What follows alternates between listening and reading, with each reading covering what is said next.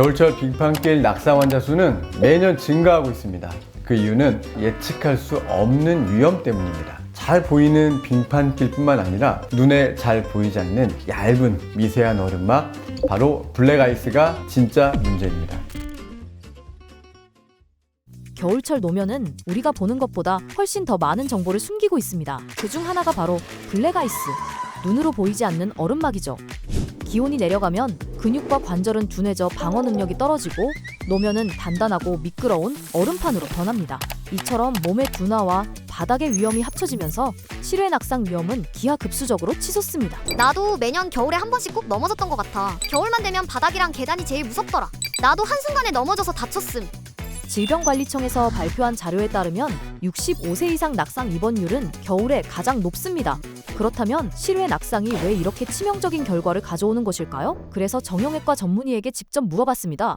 실외 낙상의 가장 큰 문제는 방어의 부재입니다. 실내는 가구나 벽이 있어서 잡을 수 있지만 실외는 대부분 난간이나 잡을 만한 지지대가 없어요. 그래서 체중의 충격을 고스란히 뼈와 관절이 받아내게 됩니다. 특히 블랙아이스는 사전에 인지조차 안 되기 때문에 반응할 새도 없이 넘어지면서 골절로 직결되는 경우가 빈번합니다.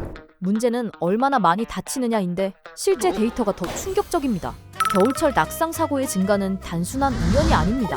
5년 사이 낙상 환자가 2배 이상 폭증했고 이 수치 중 겨울철 외부 활동 중 발생한 낙상 비율이 꾸준히 오르고 있다는 점이 우리에게 경고를 보내고 있습니다. 가장 흔한 사고는 가장 방심하는 순간에 일어납니다.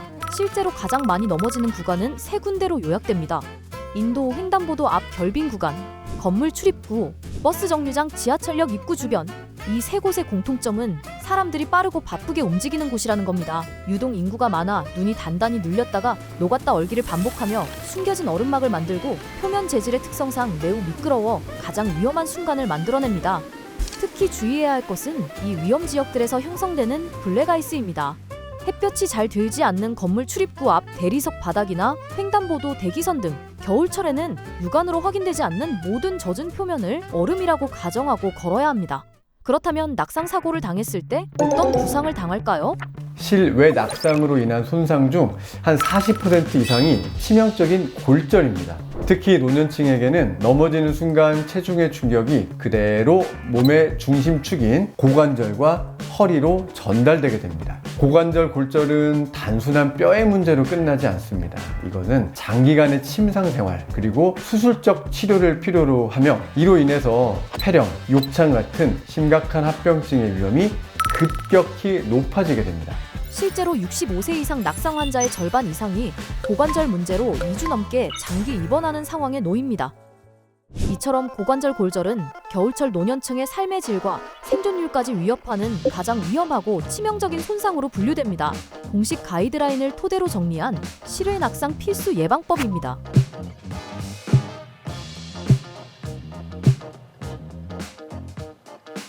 만약 실외에서 넘어졌다면 이렇게 하세요. 움직일 수 있을 때 1. 아픈 곳은 없는지 통증 체크하기. 2. 난간이나 벽 잡고 천천히 일어나기. 3. 어지러움 확인 후 이동.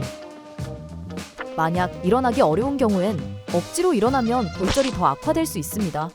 119나 주변에 도움을 요청하는 것이 가장 안전합니다. 제가 강조하고 싶은 것은 방어 자세입니다. 특히 손을 주머니에 넣고 걷는 습관은 정말 위험하죠. 넘어지는 순간에 우리 몸이 본능적으로 팔을 뻗어서 충격을 분산시켜야 하는데 손을 짚지 못하면 머리, 고관절 같은 중요 부위로 충격이 직접 전달되게 됩니다. 장갑을 끼고 손을 빼서 걷는 것만으로도 1차적인 방어 시스템을 갖추게 되는 것입니다. 오늘 영상에서 보셨듯 실외 낙상은 언제 찾아올지 모릅니다. 겨울 바깥길 꼭 천천히 걷고 주변을 살피세요. 영상이 도움이 되셨다면 구독, 좋아요, 알림 설정 부탁드립니다. 다음에도 더 유익한 정보로 찾아올게요.